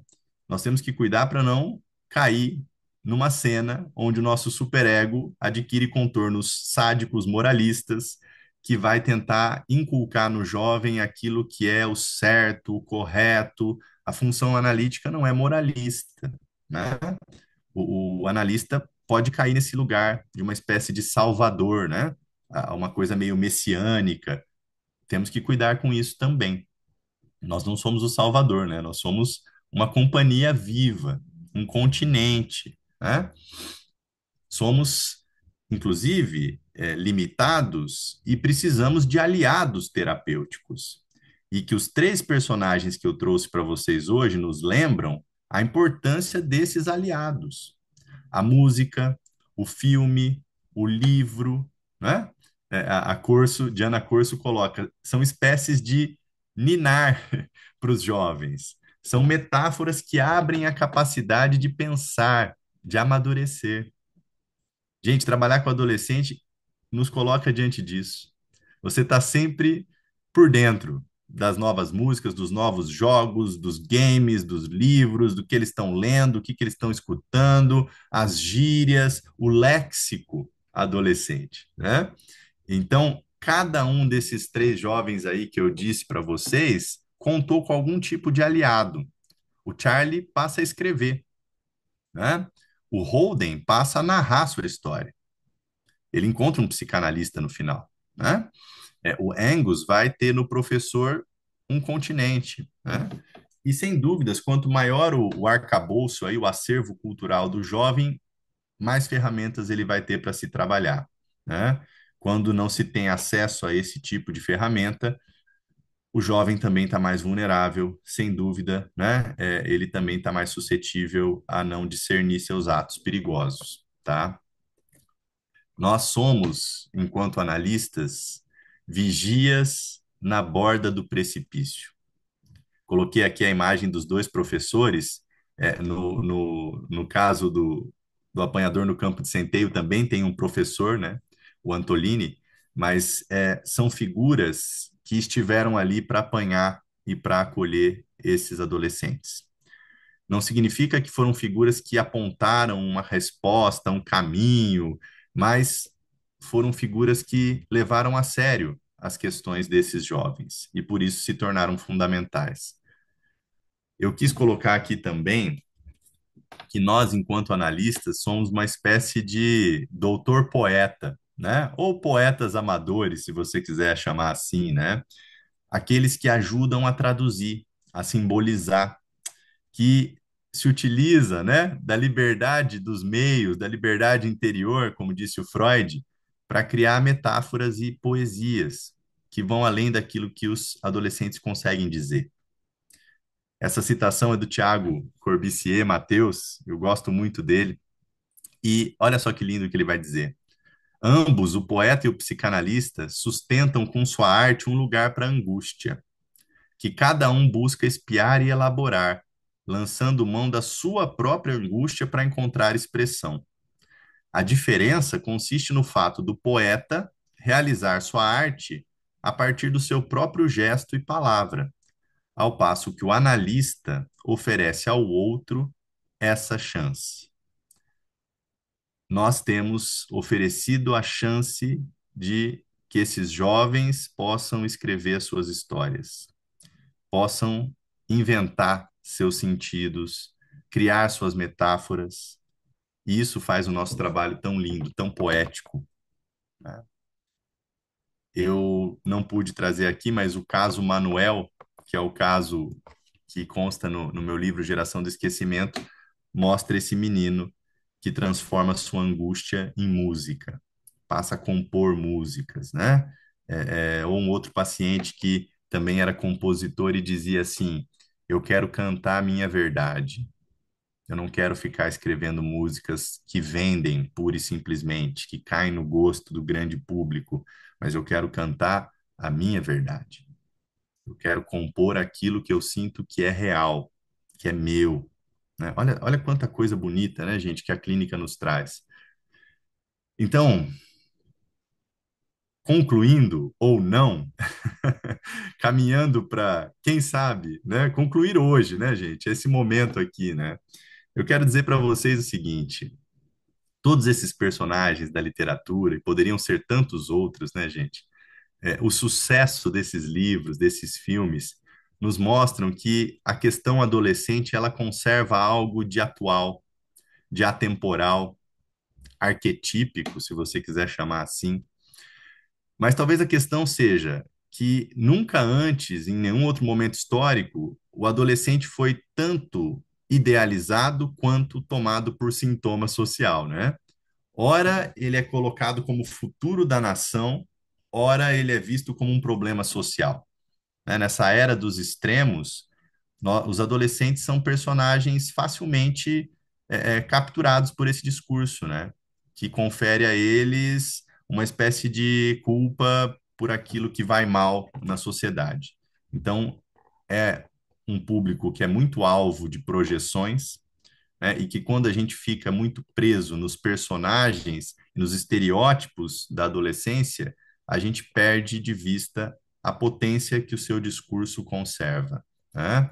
A potência da imaturidade, porque o discurso adolescente ele não é instrumental, ele não é prático, mas é ele que vai permitir, que vai ser matriz daquilo que está por vir. O Winnicott coloca, né? A imaturidade é essencial na saúde. É isso que vai permitir adiante um pensamento criativo, novas visões, novos sonhos, novos planos para o mundo. Por isso que toda vez que eu vou falar sobre adolescência, de alguma maneira eu acabo caindo no tema da esperança, no tema do futuro. Olha só as frases do Winnicott, né? A sociedade precisa ser chacoalhada pelas aspirações dos seus membros não responsáveis. Ou ainda, é a sociedade que carrega perpetuamente o estado da adolescência, e não o rapaz ou a moça que, infelizmente, se transformam num adulto em poucos anos. Isso é lindo, né, gente? Isso é lindo. Como construir horizontes, como lidar com os reveses da vida. Gente, o Charlie vai nos dar uma pista, né? Ele vai lançar a mão da escrita, da amizade, da arte, do amor. vai encontrar maneiras de arejar seus pensamentos angustiantes. A adolescência é um processo doloroso, implica perdas, mas também é um processo salutar. Não é um problema de antemão, mas uma solução. Um conjunto de atitudes para a cura das pendências neuróticas que trazemos da nossa infância. E o futuro? Bom, vamos dar voz ao Holden, né? Olha só o que o Holden coloca lá para gente, né? Um tal psicanalista daqui fica me perguntando se eu vou me esforçar quando voltar para a escola em setembro. É uma pergunta tão idiota. E tem como você saber o que vai fazer até chegar a hora de você fazer? A resposta é: não tem como. Ele escancara, né, gente? O futuro é incerto, né?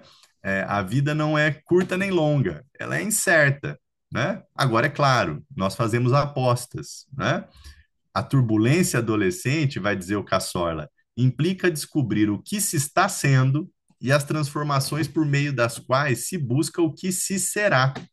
O que se será é fator do que se foi, ou não se pôde ser, por traumas e más elaborações, e daquilo que poderá usar de si mesmo e dos bons objetos agora e no futuro. Gente, é uma conjunção, né? Passado, presente e futuro, articulados pelo fio do desejo, pelo fio da narração, né? A turbulência adolescente nos convoca a ressignificar isso tudo. Então, não tem como não falar de esperança, de porvir, de horizonte quando a gente fala de adolescência. E eu vou encerrar com uma frase que me marcou muito desse livrinho do Byung-Chul Han, que é um sociólogo, né, coreano, muito interessante, O Espírito da Esperança contra a Sociedade do Medo, porque eu entendo que em se tratando de adolescência, a gente costuma ser atravessado por discursos desesperançosos e amedrontados. Vejam vocês, a angústia estreita radicalmente o campo das possibilidades, dificultando assim o acesso ao novo, ao que ainda não é. Por essa razão, ela se opõe à esperança, que nos abre para o que é futuro, para o vindouro, para o ainda não nascido, para o latente, para o que está em processo de devir. A adolescência nos lembra o valor do amanhã, o valor do futuro, o valor das coisas que ainda não são, mas que potencialmente podem vir a ser. Ela ativa na gente algo de eros, da pulsão de vida, que é própria da esperança. E, claro, se contrapõe à desesperança, que seria uma representação dos impulsos de morte, né? A ausência de horizonte, a ausência de perspectivas, que não deixa de ser um sintoma também do nosso tempo, né? Quando a gente associa a adolescência com a ausência de projetos, com a ausência de futuro, a adolescência como uma geração que não quer nada, né? Enfim, eu acho que a gente pode mais do que isso, tá? Eu espero que essa minha fala, de alguma maneira, tenha demonstrado a minha aposta e a minha esperança no trabalho com adolescentes. E começamos com poesia, vamos terminar com poesia. Mário Quintana, no seu O Adolescente. A vida é tão bela que chega a dar medo. Não o medo que paralisa e gela, estátua súbita, mas esse medo fascinante e fremente de curiosidade, que faz o jovem felino seguir para frente, farejando o vento, ao sair a primeira vez da gruta. Medo que ofusca? Luz. Cumplicemente, as folhas contam-te um segredo velho como o mundo. Adolescente, olha, a vida é nova. A vida é nova e anda nua, vestida apenas com o teu desejo. Obrigado, pessoal.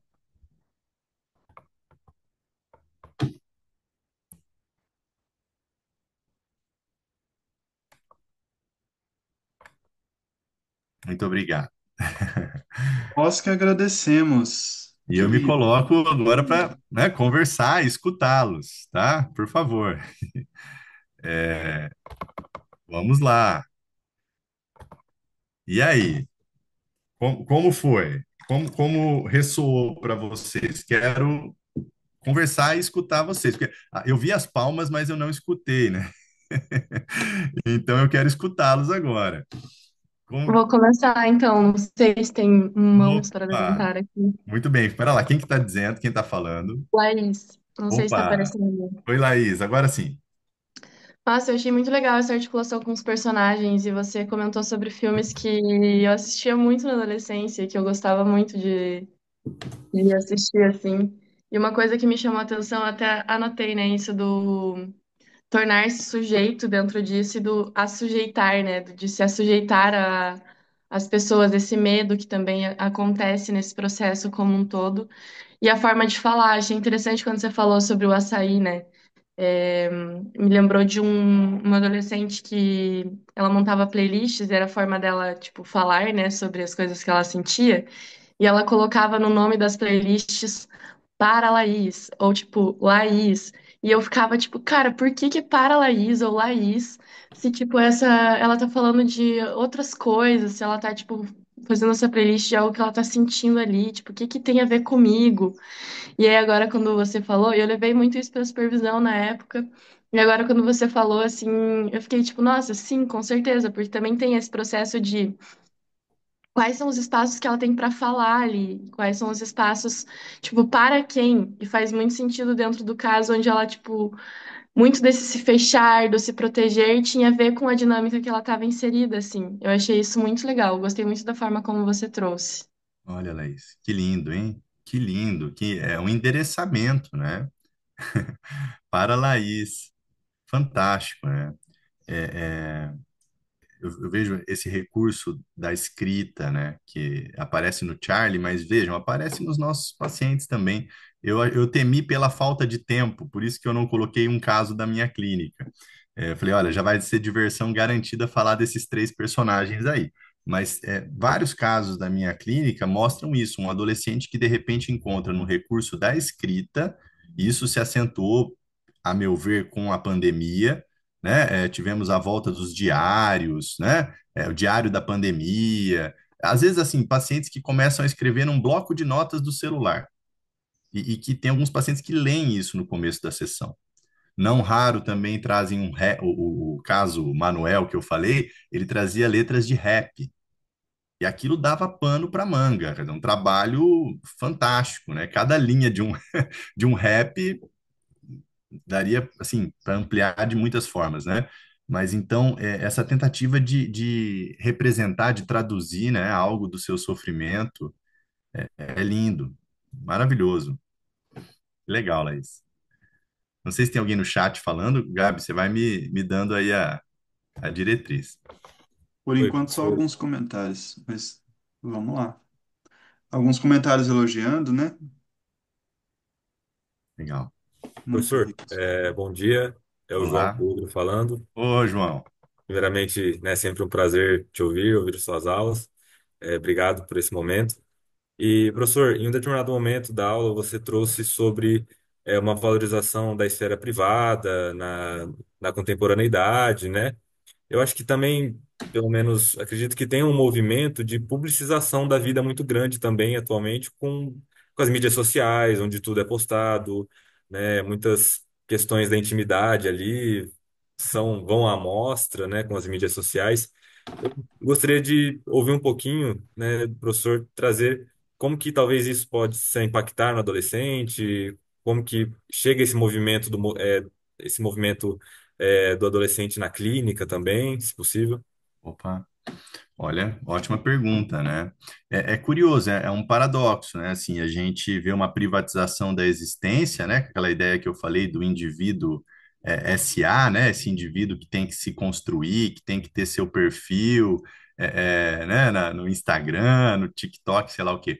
Mas a gente está tornando público, né? A gente está vendendo algo da nossa intimidade ali, isso pode suscitar muitas fantasias. Aqui, o que eu percebo é que alguns entram nesse jogo e vão às últimas consequências, né? E outros como que fogem disso, né? E evitam também se expor e são mais avessos a esse movimento, né? Então, a clínica com adolescentes, ela é muito ampla, né? Não dá para você dizer assim, ah, todos os adolescentes são assim, mas isso tem implicações, né? Na comparação, sentimentos de insuficiência são muito recorrentes, né? Assim, tá sempre se reportando aquele amigo, aquela conhecida, aquele que fez ou deixou de fazer, né? Então, assim, hoje parece que não tem como a gente ignorar, né? O peso e o alcance dessas redes. Na época do meu mestrado, João, eu estudei o uso adolescente do Facebook. E hoje, relendo as coisas que eu escrevi, eu pensei, né, poxa, ficou um estudo datado, né, porque o Facebook é pouco utilizado. Mas, na verdade, tudo que está escrito ali também se aplica ao uso adolescente do Instagram ou do TikTok, né? Em grande medida, essas questões estão postas, né? Que é um pouco essa possibilidade que o adolescente experimenta de editar a sua imagem, né? De remanejar a sua imagem, como que eu vou. O narcisismo é um pouco isso, né? Assim, esse cálculo subjetivo que eu faço para tentar alcançar aquilo que o outro supostamente quer e espera de mim, né? Então, eu acho que é sempre interessante, né? A maneira como esse adolescente lida com as redes. É um adolescente que posta tudo o tempo todo, ou é um adolescente que se retrai, que não entra nesse jogo, né? Que não tem rede social. Eu acho que esse é um elemento interessantíssimo. A gente não pode fugir desse tema, né? Enfim, claro que tem toda uma crítica muito bem fundamentada, né? O próprio autor que eu citei aqui, Byung-Chul Han, faz uma crítica sobre essa sociedade do entretenimento, né? O uso das redes, mas eu acho que assim é uma crítica que não deve impedir a gente de escutar a maneira singular como cada jovem se articula com essa rede, tá? Eu acho que é isso que eu ia dizer para você.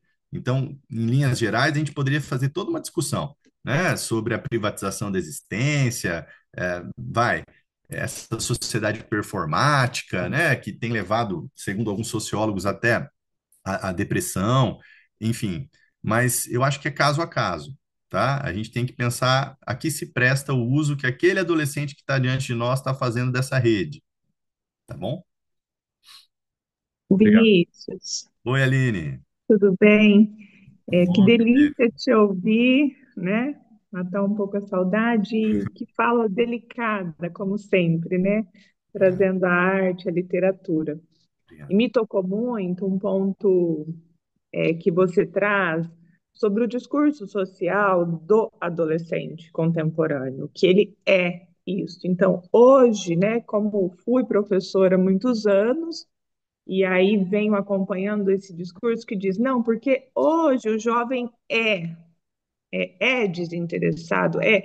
E aí foi muito legal esses dias, a minha filha tem 7 anos e ela escutou alguém falando, mãe, você acredita que falaram lá que é os aborrecentes? E não pode, né? Porque não é aborrecente. Não é aborrecente. E aí coincidiu que fui chamada no hospital agora, né, porque conhecem, para conversar com a equipe hospitalar toda, que não está dando conta dos jovens residentes. Não conseguem, porque esse ideal do que esperam que esse jovem adolescente residente seja na residência esse superadulto que dê conta desta profissão, e aí está tendo um conflito de comunicação intergeracional insustentável, gerando assim uma bomba no hospital. E aí pediram lá uma capacitação de 4 dias Uau. para falar sobre adolescência. E aí Uhum. quando, né, eu vi você colocando aqui, eu falei, deixa eu escutar um pouco o Vinícius para ver se tem, inclusive, argumentos lá para dizer, galera, não é bem isso. O que vocês estão esperando desses jovens aqui em uma instituição educacional? Uhum. Então, achei bem legal esse ponto, assim, também do que é que a gente vai criando nessa sociedade de hoje sobre esses jovens, né? Que peso para os jovens. Uau, muito bem, Aline, colocado. Eu até fui convidado para conversar sobre a série Adolescência do Netflix, né? Que quando lançada gerou um burburinho.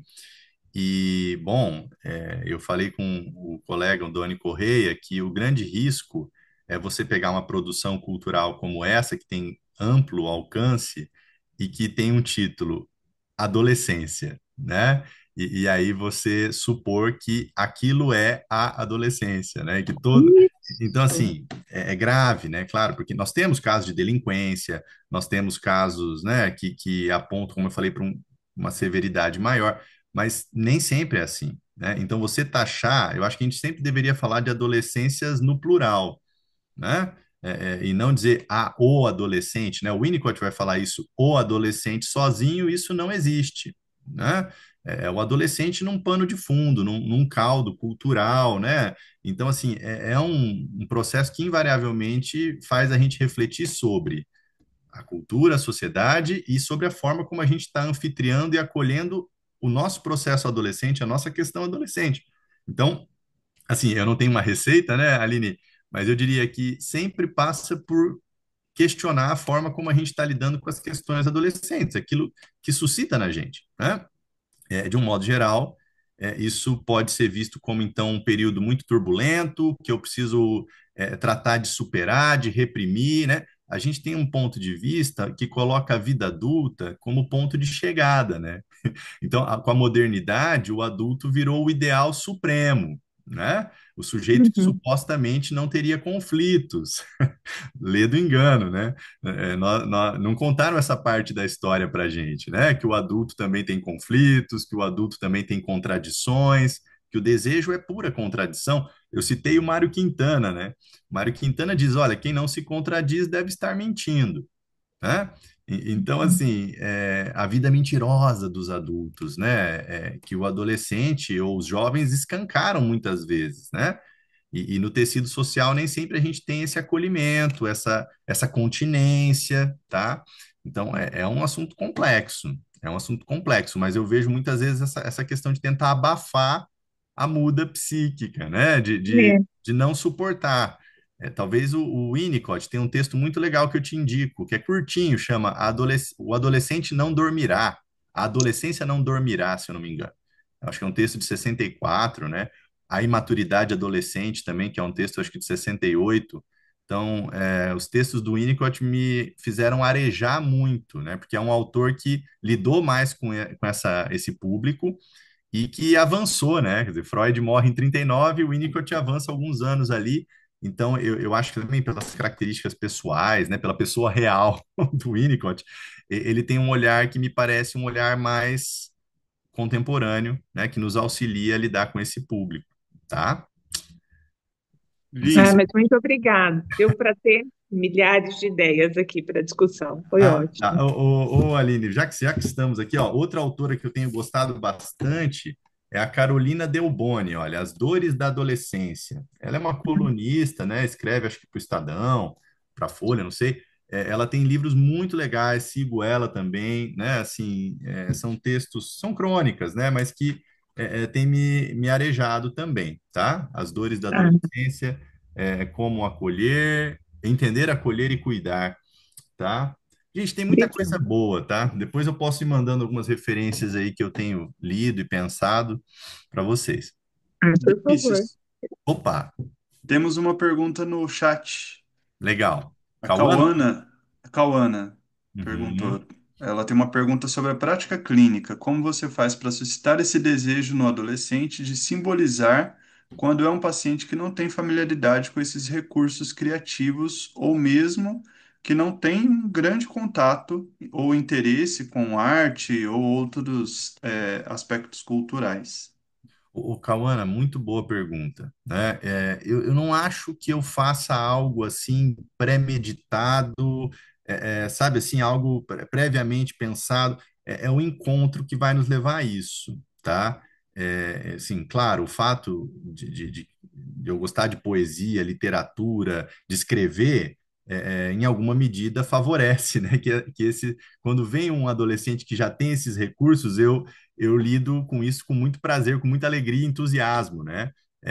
Mas não é algo que eu inculco de maneira alguma. Eventualmente nas entrevistas, e para mim é até uma honra, porque eu estou vendo aqui a presença dela, né, Maria Salete. Bom dia, Maria. Eventualmente nas entrevistas eu lanço mão de recursos como o jogo Túnel do Tempo, né? Olha lá, eu lanço mão de jogos como Dixit, que trazem imagens, né, muito simbólicas, né, que metaforizam aí algo que o adolescente não está conseguindo expressar em palavras, né?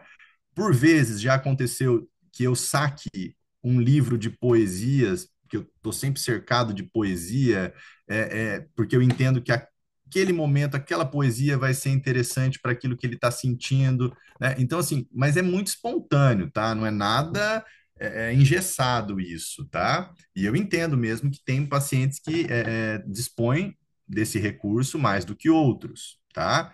Pacientes que chegam assim com uma aridez simbólica maior do que outros. A Marion Minervo chama de depressão simbólica, né? Quer dizer, a ausência desses elementos, desses componentes que favoreceriam a simbolização, tá? Então, assim, o que eu percebo é que, de um jeito ou de outro, os pacientes, no decorrer do processo, ao se subjetivar, vão trazendo mais esses elementos, né? É claro, eu não posso deixar de dizer que a maior parte do meu público é um público de classe média e média alta, né? Nós estamos numa realidade que é muito pontual. Nem todo mundo tem acesso, né? E eu faço alguns atendimentos também sociais. Então, a realidade concreta material, ela reflete, né, nos acessos aos bens culturais e tudo mais. Mas, então, assim, a gente tem que estar receptivo e aberto, tá? Eu vou te dar um exemplo aqui, Cauana, do último poema que eu lancei mão numa sessão, que é um poema chamado Errância, da Eurídice Fontela. Eu li esse poema há muito tempo e ficou comigo, né? Acho que a questão não é nem você ler ao pé da letra, mas a maneira como você resgata, né? E um paciente meu vinha trazendo a dificuldade que ele tinha de lidar com os equívocos, com os erros, assim, o tempo todo se recriminando pelos erros, se recriminando por não ter feito ou por ter feito da forma que fez e tal. E eu levei para ele esse trecho do poema Errância, que dizia que é só porque a gente erra que a gente encontra o caminho, e que a margem do erro é a margem da liberdade. Gente, assim, isso se desdobrou em muitas coisas no resto da sessão, né? Então, assim, isso é uma coisa intuitiva, talvez, né? Eu gosto até quando a minha supervisora diz, né? A intuição, ela tá a nosso favor, ela tá a nosso serviço, mas é uma intuição que tem que ser treinada. Então, assim, talvez os anos, né, vão nos dando essa liberdade que eu falei, né? O Freud falava que o poeta goza da liberdade dos seus meios, né, para criar. Eu acho que isso se aplica também ao analista, né? Nós temos uma liberdade interna que muitas vezes nos permite criar metáforas, mas isso em cada dupla, com cada paciente, vai se dar de uma maneira, tá? Então, enfim, não sei se eu respondi, Cauana, mas só para pensar que não existe uma única forma de fazer isso, que seja padrão para todo mundo, tá? Mas eu acho que algo desse desejo, né, de simbolizar acaba sendo despertado no próprio processo, tá certo? A gente vai estimulando e vai acolhendo e vai trabalhando, tá certo? Muito bem. Não sei, pessoal, temos nosso horário aqui, mas eu Vamos, estou à disposição, tá bom? acho que cabe mais uma pergunta, talvez, para a gente poder concluir. Oi, professor. Bom Olá, dia. olá, quem está falando? É a Vanessa. Ô, Vanessa, tudo bem? Tudo bem? Que legal, assim, né? Essa manhã, muito grata, né, por ter conseguido, né, estar aqui. E muitas coisas, né, assim, eu também compartilho, né, também atendo adolescentes na clínica. E à medida que você foi conversando, foi trazendo, muitas coisas passaram pela minha cabeça, né? Até você colocou ali, né, no slide algumas frases, né, que um dos personagens falavam e me veio muito na clínica, né, como que esse vocabulário só vem mais, só atualizado pela nossa época, né, mas é a mesma coisa, assim. Uhum, E a história do açaí, né, Nossa Senhora, né, me remeteu muito, assim, até uma paciente minha, né, que muita dificuldade de confiar, muita dificuldade, né? Até me faz lembrar o temor da dependência que é inerente ao processo, né? Que o Winnicott fala, né? E em certo momento eu ofereci água para ela, né? Ela estava assim, a gente estava na sessão e aí eu ofereci água. Ela muito silenciosa, ela falou, quero. Aí eu entendi que ela estava me permitindo entrar um pouco mais ali, né? Então, assim, só para agradecer mesmo, né? Trazer um pouquinho das ideias que me vieram, assim. E obrigada pela manhã. Que legal, Vanessa. Obrigado, obrigado. Muito bom, né? Revendo vocês, olha aí. Gente, fantástico. Esses encontros me emocionam, me mobilizam, né? Me fazem revisitar coisas da clínica, coisas que eu li, que eu pensei. E o barato, né, no fim das contas, é isso. A gente está sempre lidando com assim, um acervo de experiências, de coisas que a gente viveu e que podem ser atualizadas, né? O trabalho para adolescente tem esse elemento. E eu vou até deixar essa frase com vocês, a frase do Holden, quando ele coloca sobre essa biblioteca, né? Olha só, olha só isso aqui. O livro é como a adolescência. Depois de adulto, não tem mais como você revivê-la. Ela passa, mas fica lá, quieta, muda, eremita.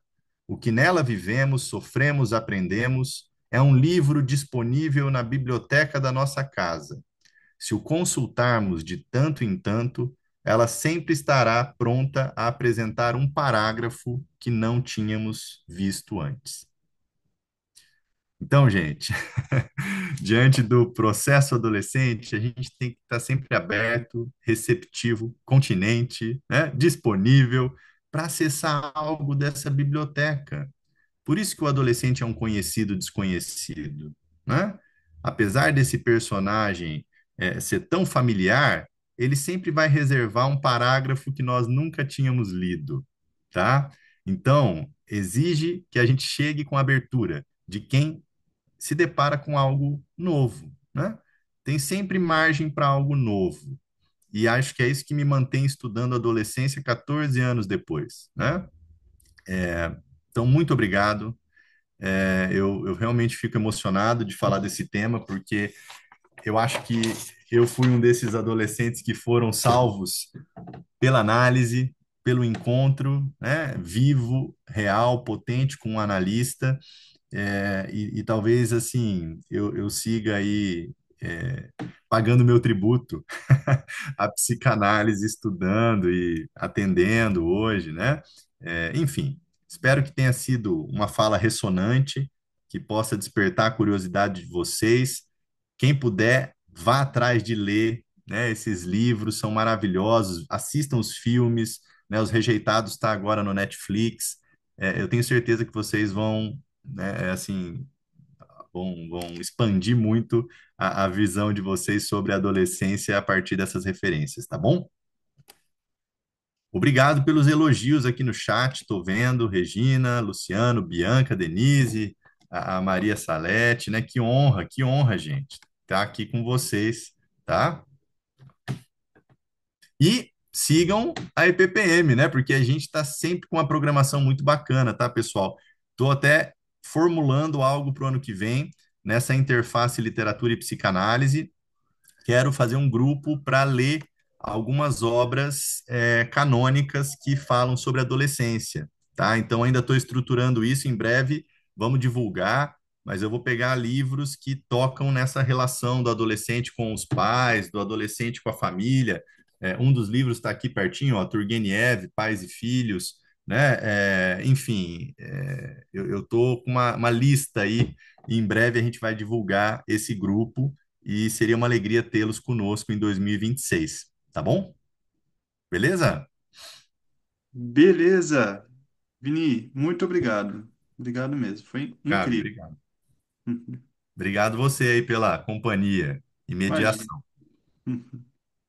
Tchau, tchau, pessoal. Pessoal, Tenham um um ótimo fim de excelente final de semana. semana.